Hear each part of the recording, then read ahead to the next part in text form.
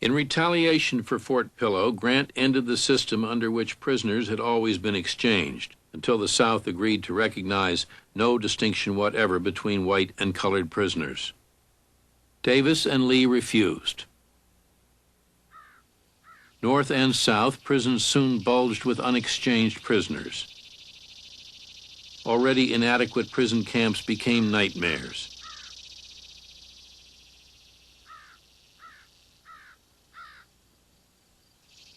The worst was the Confederate prison near Andersonville, Georgia. Meant to hold a maximum of 10,000 Northern prisoners, by August 1864, it had 33,000, the fifth largest city in the Confederacy. Its commandant, a German-Swiss immigrant named Henry Wirtz, forbade prisoners to build shelters. Most lived in holes scratched in the ground, covered by a blanket. The daily ration was a teaspoon of salt, 3 tablespoons of beans, and a half pint of cornmeal. A foul creek called Sweetwater Branch served as both drinking water and sewer. 1/3 of the original enclosure was swampy, a mud of liquid filth, voiding from the thousands, seething with maggots in full activity. Death at the hands of the guards, though murder in cold blood, was merciful besides the systematic, studied, absolute murder inside by slow death.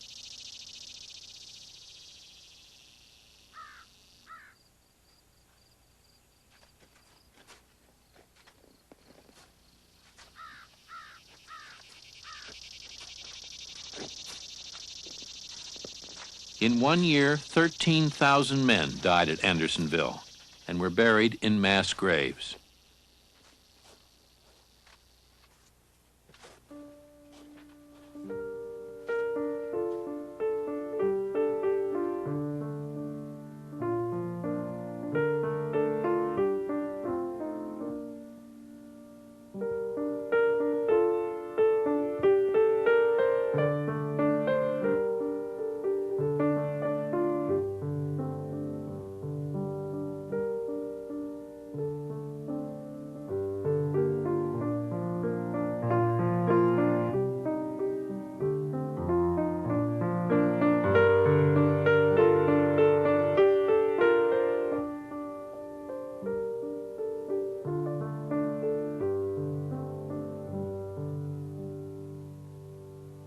Can those be men?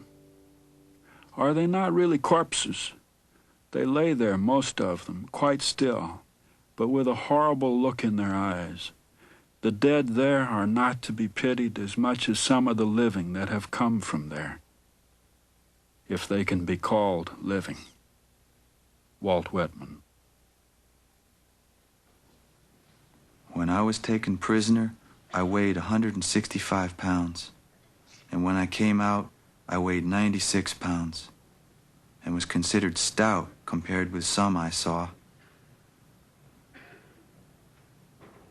My heart aches for these poor wretches, Yankees though they are, and I am afraid God will suffer some terrible retribution to fall upon us for letting such things happen.